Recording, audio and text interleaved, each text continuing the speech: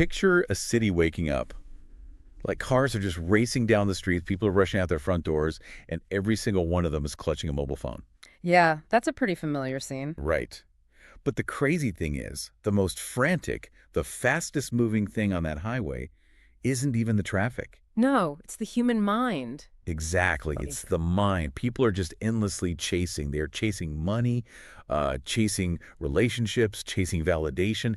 And the tragedy of it all is that most people are only running because they see everyone else running. Right, it's just pure momentum at that point. Yeah. It's like we're all running on treadmills placed right in the middle of a bustling highway. Hmm. We are totally exhausted, moving incredibly fast, sweating, stressing out. But, and here's the kicker, we are going absolutely nowhere. Man, that is such a striking image to open with, and I think it perfectly captures the central paradox of modern life that we are exploring today. For sure. Because think about it, we are processing more data in a single day than our ancestors probably did in an entire lifetime. Oh, easily. Right. And we have built much bigger rooms, yet somehow we have smaller hearts. We have access to more information than ever before in human history, but we possess significantly less understanding of ourselves. It's so backwards. It really is. Social media has connected us globally, but the ultimate cost seems to be just this complete alienation from our own identities. And that, right there, is the core of what we are tackling in this deep dive. We are looking at this highly impactful audio story from the channel Samadhan, and it's titled The Inner Compass, Finding Peace Within Yourself. Mm-hmm. And for you, the listener, we know you're driven. You know, you want to learn, you want to stay informed, and you're constantly absorbing new ideas, which is an amazing trait. Absolutely. But navigating today's avalanche of information, trying to figure out what actually matters while your phone buzzes with like 50 different notifications, it can leave you feeling completely drained. Yeah, totally burned out. Right. So our mission today isn't just to summarize this story. We want to really pull apart the actual mechanics of why modern life feels so overwhelming, and more importantly, look at the biological and psychological blueprint for how to actually fix it. And what's great is that the script anchors these massive societal themes to a very specific, relatable protagonist. Yeah, a guy we can all kind of recognize. Exactly. On paper, this is a modern worker who is winning the game. I mean, if you looked at his life from the outside, the career, the family, the social circle, you would categorize him as highly successful. The classic American dream or whatever version of it. Right. But the narrative strips away that external facade to reveal his internal reality, and inside he is entirely broken. Wow. He feels no peace, no real sense of belonging. Despite being constantly surrounded by people, he harbors this deep, isolating feeling that absolutely no one truly listens to him. I think for me, the most uncomfortable part of this story is his nighttime routine. Because honestly, it holds up a mirror to a habit so many of us have just completely normalized. Oh, the doom scrolling in bed. Yes. The guy comes home. He is physically drained, emotionally spent. He gets into bed in the dark, and instead of actually resting, he opens his phone. Which is the worst thing you can do. The absolute worst. And he starts looking at everyone else's highlight reels. He becomes what the text actually calls a prisoner of comparison. That's a powerful phrase, prisoner of comparison. It really is. Because as he scrolls, this insidious thought starts looping in his head. Just, everyone is better than me. Everyone is happier than me. And we really need to look at why that specific habit is so destructive. Because people expend massive amounts of energy throughout the day faking happiness, right? Oh, constantly. Or they're projecting competence for the rest of the world. Then, when the screens are off and they are finally alone, they feel entirely empty. And why is that? Like, what's happening mechanically there? Well, the reason for this emptiness is basically a massive misallocation of mental bandwidth. They have focused all their attention, all their cognitive resources entirely on the external world. So there's just nothing left for themselves. Exactly. They are constantly monitoring the crowd, measuring their worth against curated images online, and they have completely forgotten to direct any of that focus inward to maintain their own psychological foundation. It's the ultimate irony of the digital age, isn't it? We are broadcasting our lives to an audience of literal strangers while completely ignoring the person who actually has to live that life. Well said. And this constant outward focus eventually pushes the protagonist to a breaking point. Right. So the narrative takes him out of all that noise. He physically escapes the city, leaving behind the constant buzz of that metaphorical highway treadmill we talked about. Right. And he finds himself in this quiet place. Just nature. Yeah, just the wind, nature, and this old man sitting peacefully under a tree. Right, and the old man serves as this archetype of ancient wisdom, standing in stark contrast to the protagonist's modern anxiety. Okay, I have to stop right here, though, Oh, what's up? because I read this section of the source material, and my immediate reaction was just intense skepticism. Oh, yeah, I actually felt my blood pressure spike a little bit. I Yeah. read that and thought, sure, buddy, let's swap lives for a week. That's fair. I mean, it is incredibly easy to sit peacefully under a tree when you are miles away from society. You don't have a mortgage. You don't have inflation eating your grocery budget. No Slack messages. Exactly. You don't have a boss emailing you at 11:45 p.m. expecting an immediate reply. It just feels a bit like a fairy tale to suggest this old man just doesn't have the same fears that a normal person stuck in a 9-to-5 grind has. Yeah, I get that. Like, how does sitting under a tree solve the very real structural problems of modern survival? See, that is a crucial challenge to raise, because if the text just suggested abandoning society to find peace, it wouldn't be very useful for us, right? Not at all. We can all just move to the woods. Right. But the old man's response actually addresses your exact frustration. He doesn't claim to be immune to fear. In fact, he tells the protagonist that everyone feels fear, regardless of where they are sitting. Fear is just a fundamental human emotion. The key difference between the old man and the protagonist isn't the presence of fear, it is the response to it. Ah, okay. That makes sense. Yeah. Most people spend their entire lives frantically running away from their anxieties, distracting themselves with more work, more scrolling, more consumption. Just keeping busy so they don't have to feel it. Exactly, instead of stopping to actually understand the mechanism of that fear. So the tree isn't some magical shield against the world. It's just a place where you are forced to stop running. Precisely. The old man points out that the core issue destroying the protagonist isn't the external world. It isn't the job, the mortgage, or the demanding boss. Then what is it? The core issue is that the protagonist's mind is constantly running outward. He wants to be rich, successful, and beautiful, but only to match the benchmarks set by others. Right. It's all comparative. Completely. His entire identity is just a reaction to external stimuli. He has never once stopped to ask who he is without those external metrics. And this is where I think the source material does something absolutely brilliant. Oh, the neuroscience part. Yes.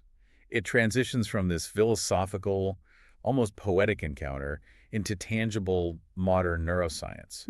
It makes the abstract concept of, focusing inward entirely mechanical. Yeah, the brain science is fascinating. Because our brains are essentially just prediction machines, right? Yeah. Governed by neuroplasticity.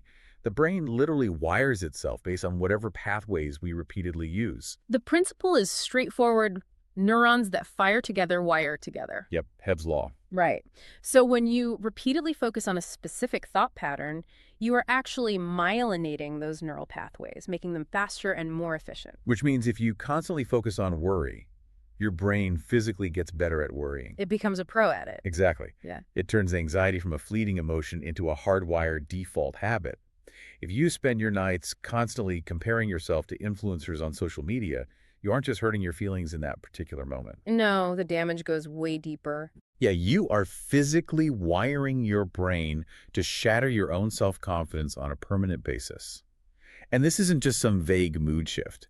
This triggers a massive cascading chemical reaction in your body. Right, because this constant state of threat and comparison spikes your cortisol levels. Let's talk about cortisol for a second. Sure. So cortisol is our primary stress hormone. It's designed for acute, short-term survival situations, running from a predator, for instance. A classic bear in the woods scenario. Exactly. But modern humans are experiencing chronic cortisol elevation. When you are doom scrolling or stressing over midnight emails, your body literally believes it is under constant physical attack. Wow. And chronic cortisol elevation is devastating. The text outlines this physiological cascade perfectly because high cortisol completely destroys your sleep architecture. Okay, let's break down what sleep architecture actually means in this context, because people throw that term around a lot online. Yeah, it's become a bit of a buzzword. It has. But we aren't just talking about the number of hours you spend in bed with your eyes closed. We are talking about the structural stages of sleep, right? Right, the cycles. Moving from light sleep into deep, slow-wave sleep, and then into REM sleep. And deep sleep is when your body actually physically repairs itself and clears out metabolic waste from the brain. It's the most crucial part. But cortisol is an alarm system. So if your alarm system is blaring because you spent the last 2 hours comparing your life to someone else's vacation photos, your brain refuses to enter those vulnerable, deep, restorative stages. Because why would it? If it thinks there's a predator, it wants to stay alert. Exactly. So you might be unconscious for 8 hours, sure, but you are stuck in the state of hypervigilance. And the downstream effects of that are severe. Because you are deprived of that restorative sleep, your emotional regulation fails. You just snap at people. Yeah, mechanically speaking, the prefrontal cortex, which is the logical reasoning part of your brain, loses its ability to inhibit the amygdala, which is the fear and emotion center. So the brakes come off. Exactly. That is the actual mechanical reason why your anger escalates over incredibly small things, like someone cutting you off in traffic or, a minor mistake at work. Your executive function just drops. Yes, leading to poor decision making. Hmm. People walk around all day saying, I'm so tired, and they think the solution is just to sleep for a week. Right. I just need a vacation. But they aren't physically tired. They are deeply, profoundly mentally exhausted. You cannot simply sleep away a nervous system that is chemically locked in overdrive. Man. But the good news is the source material provides an antidote. And because the problem is mechanical and chemical, the solution is too. The brain's plasticity works in both directions. Exactly. You can wire it for anxiety, but you can also rewire it for peace. The text explains that dedicating time to oneself, consciously withdrawing that outward-facing attention and turning it inward, physically changes the brain's chemistry. You are intentionally shifting the biological environment of your mind. But how does that shift actually play out on a chemical level? Like what actually happens when you stop looking outward? Well, when you stop bombarding your brain with external stimuli, the constant barrage of notifications and that endless comparison loop, you basically give your dopamine system a chance to reset. Because right now it's just overloaded. Right. Doom scrolling is essentially a cheap dopamine hunt.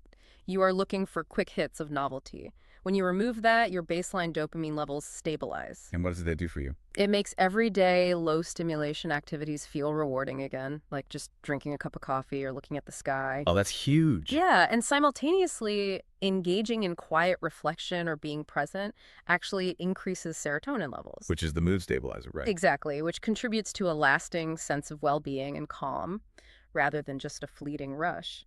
You are essentially starving the neural pathways dedicated to stress and actively feeding the pathways dedicated to peace. I love how the protagonist applies this.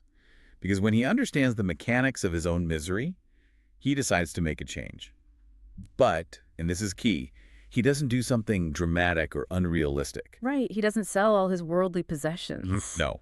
He doesn't quit his job, abandon his family, and move to a cave in the Himalayas to meditate for the rest of his life.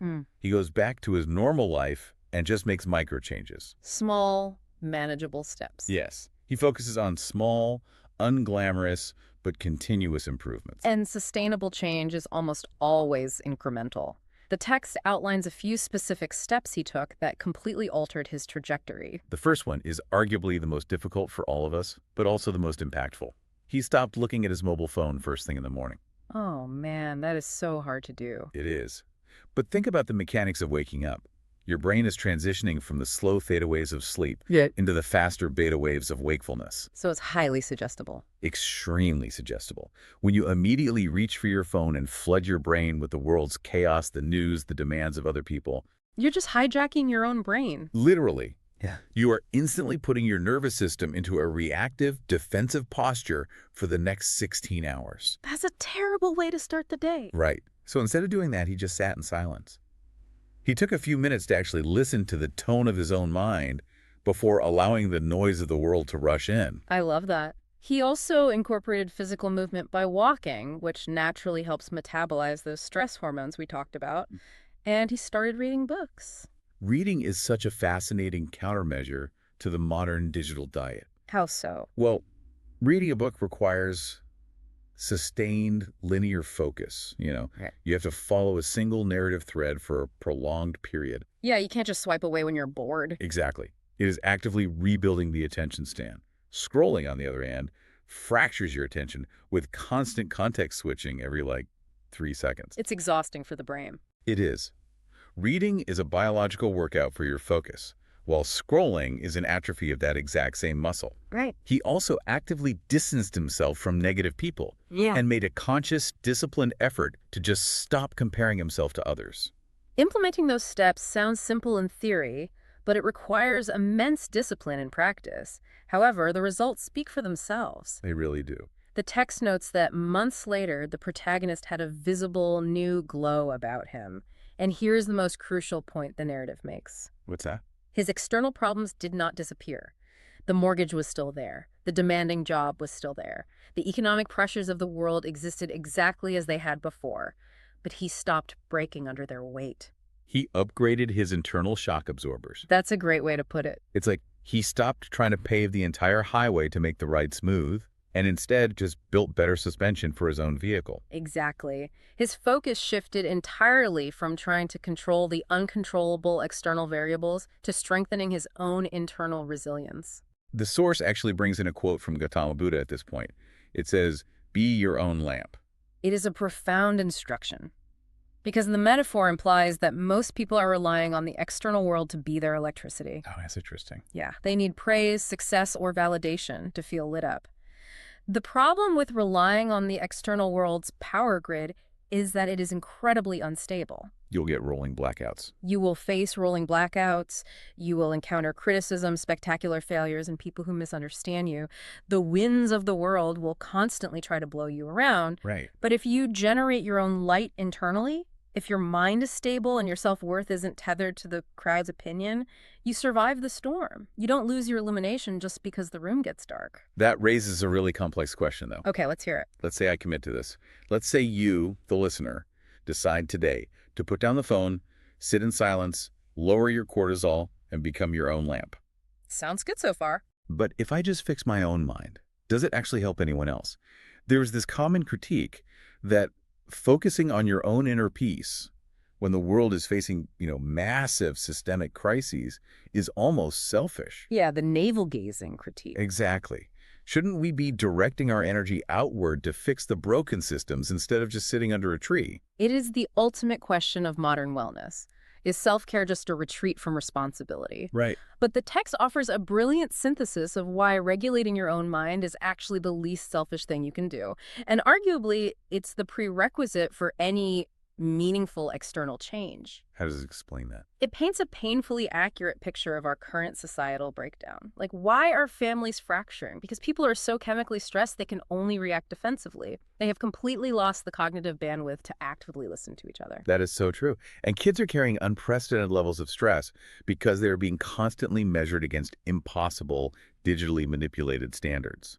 Yeah, and parents are missing the joy of the present moment because their minds are just paralyzed by fear of the future. And the youth are basically being conditioned to measure their entire human worth in likes, views, and follower counts. That's tragic. Meanwhile, the elderly are left completely lonely, not because people are inherently bad, but because the pace of the world sped up so drastically that our collective empathy just couldn't keep up.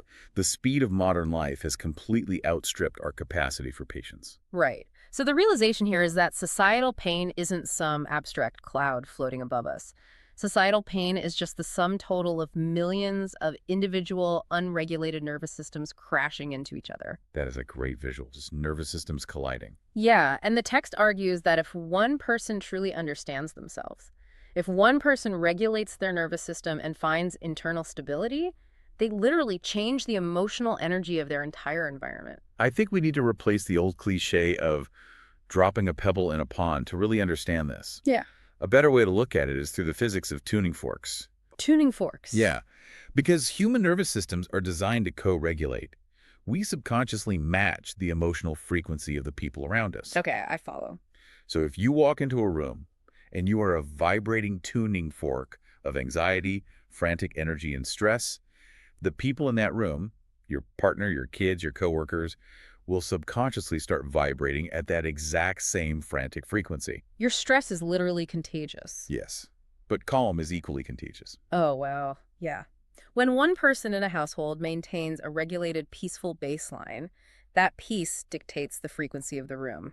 Exactly. When a stressor occurs, they don't react with a burst of anger, so an argument gets diffused before it even begins.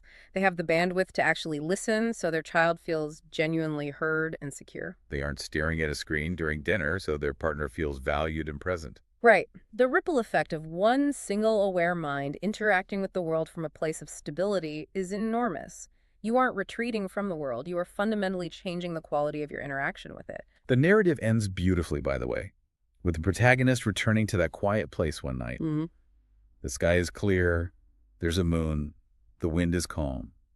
He closes his eyes, and for the first time in his entire adult life, he actually feels peace inside. And it isn't because the world magically solved all its problems. Not at all. It is entirely because he stopped running from himself. He finally understood what true success actually looks like. Yeah, the source provides a fantastic redefinition of success, tailored specifically for this modern age we're living in. What's the new definition? It basically strips away all the superficial metrics we've been handed. It argues that ultimate success is prioritizing peace of mind before the accumulation of money. I love that. It is valuing your own internal self-respect before the exhausting need to show off to others. And most importantly, it is about doing the hard work to become a good person in your own eyes, long before desperately seeking the fleeting approval of the crowd. That redefined version of success is exactly what we want to leave you with today. The world we live in, the algorithms that run our platforms, the endless advertisements, the societal pressures, they are always going to try to distract you. That's their job. Literally. Major industries literally profit off the fracturing of your attention. They will always try to pull your focus outward, using fear, using greed, and especially using the weapon of comparison. But you have the agency to fight back. You do. You don't have to stay on the treadmill. The call to action from this deep dive is to actively reclaim your attention. Take the time to strengthen your mind. Take care of your physical body so it can support a resilient nervous system. Improve those micro habits. Yes. Start with just 5 minutes of silence in the morning. Keep your own internal goals clear and never, ever underestimate your own value based on someone else's curated highlight reel. It represents a profound shift in perspective. Because instead of expending all your energy trying to conquer the world and force it to accommodate you, you focus on conquering your own attention. And once you do that, Once you own your attention, the world completely loses its ability to dictate your peace. which leads me to a final lingering thought for you to chew on as you go about your day. Let's hear it. We spent this entire deep dive talking about how the sheer volume and noise of the modern world drains us. We are exhausted because our attention is constantly and sometimes violently pulled outward. Right. But if true peace actually starts inward, and if, as we discussed, a single internally aware person acting like a stable tuning fork can actually change the emotional frequency of their family, their community, and eventually the direction of the world at large. Yeah. This raises an important question. When every system around us demands constant engagement, constant outrage, and constant motion, is the ultimate act of global rebellion in the digital age simply sitting in silence? Wow. That is a deeply provocative thought to leave on. The quietest act might actually be the most revolutionary. We hope this deep dive gave you some practical tools, or at least a moment of reflection, to help you step off that highway treadmill today. Take a few minutes for yourself, leave the phone in another room, and just breathe. We'll catch you next time. If you want to give a new direction to your personality, thinking, and life, and bring positive and meaningful changes not only in your own life but also in the lives of your family members, then make sure to connect with our channel Inspark X for just 5 to 10 minutes every day. Here, you will find inspiring videos related to self-improvement, motivation, self-confidence, mental peace, and a successful life. If you enjoy the video, then like, share, subscribe to the channel. And yes, do share your thoughts in the comments.